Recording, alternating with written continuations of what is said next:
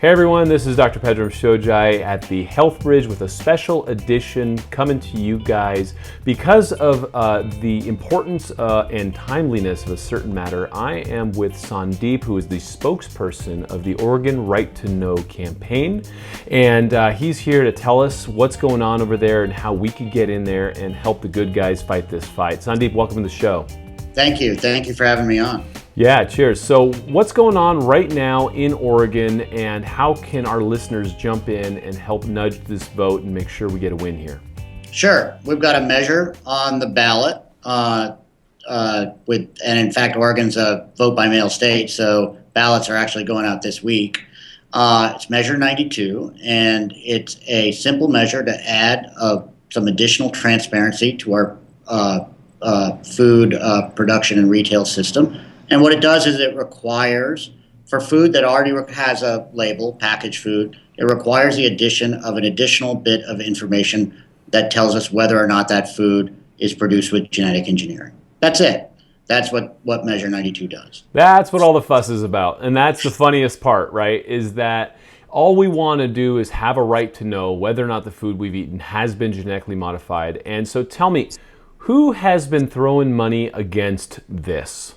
Sure. It's the same people that have been fighting this at the federal level and that have been fighting it state by state.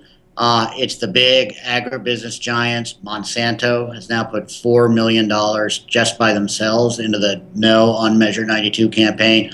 And it's the big food manufacturers, Coke and Pepsi, folks like that. So it's Dow, Syngenta, Monsanto.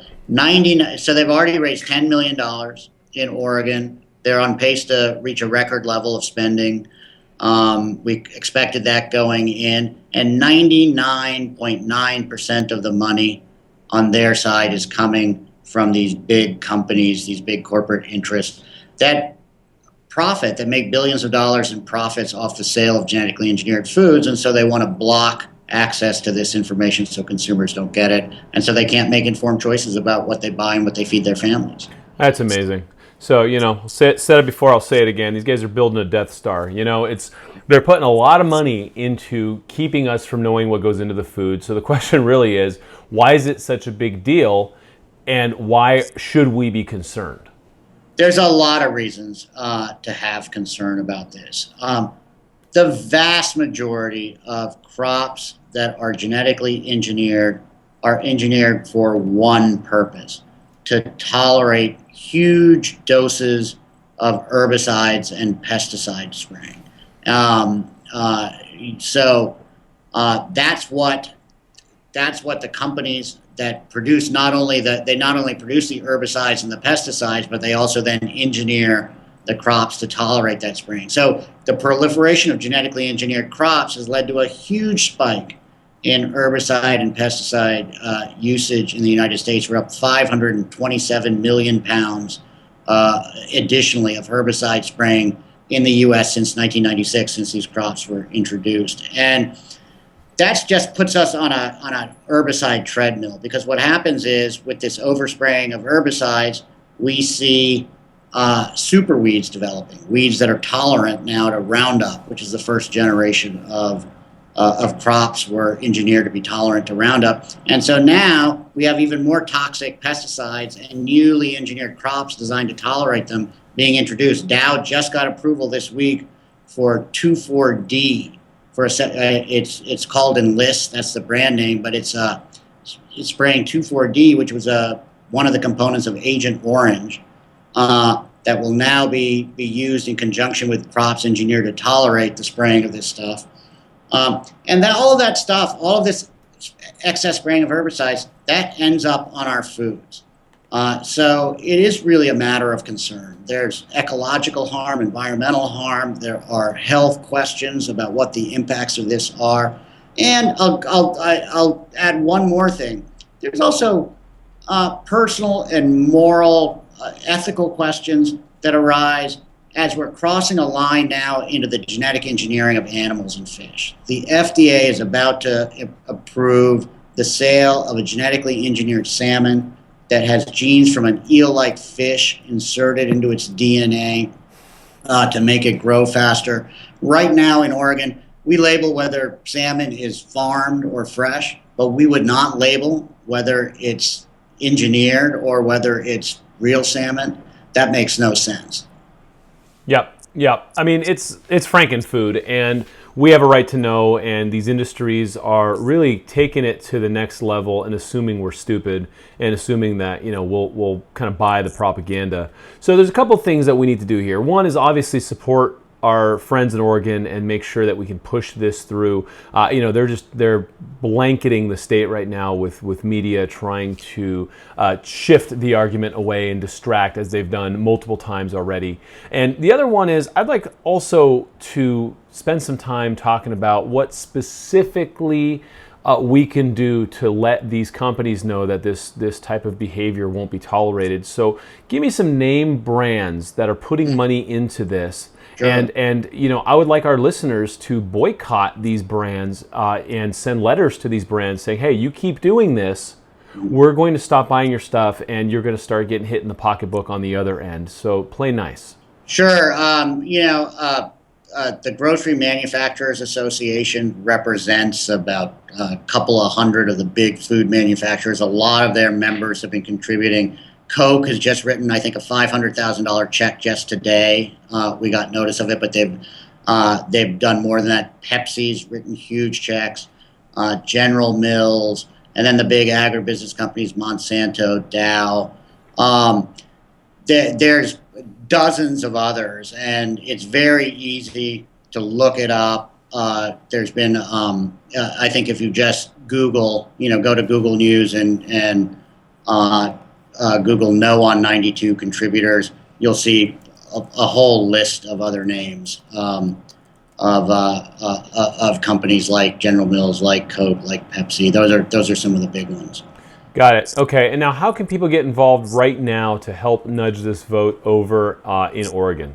Yeah, well, for us, our strength is on the grassroots side, on the volunteer side. We know we're going to get outspent by vast amounts. Those guys on the other side, have huge amounts of money, and they are blanketing the airwaves with a cynical, misleading disinformation scare campaign, essentially, to try to get Oregon voters to vote no. So the way we win is really by people talking to other people, by that grassroots communication that really makes a difference in terms of shaping how people vote. So I urge everybody to go to the OregonRightToKnow.org website, sign up as a volunteer. We'll get you involved. Even if you're not in the state, we'll get you involved. You can still make phone calls.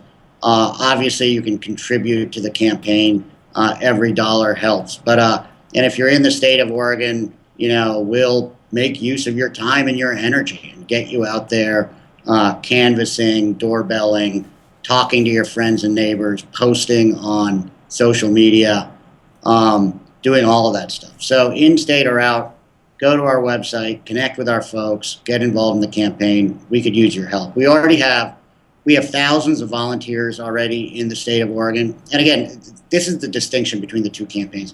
They don't have a single named individual who has contributed to the other side. It's all huge checks from these big corporations. We have thousands of volunteers in the state and almost 5,000 individual donors already in Oregon writing, modest checks to help support this campaign. And so it's that grassroots energy, it's that people talking to other people, power that comes from that really makes the difference for us in this campaign. Fantastic. So you guys listening to this, share this show.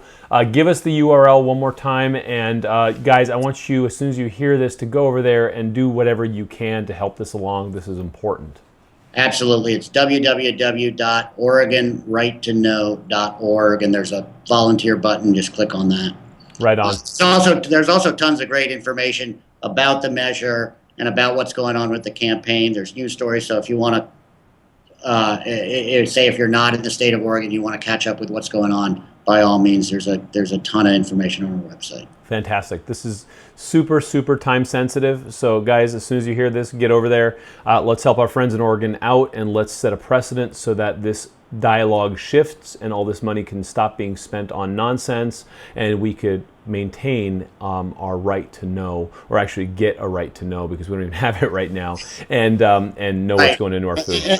And just a really quick, that's an important point. 64 countries around the world already require labeling of genetically engineered foods. And American food companies continue to sell their products in those companies. They just label them. They comply with the laws in those countries. And we have not seen any of the negative effects that they claim in their attack ads develop in those.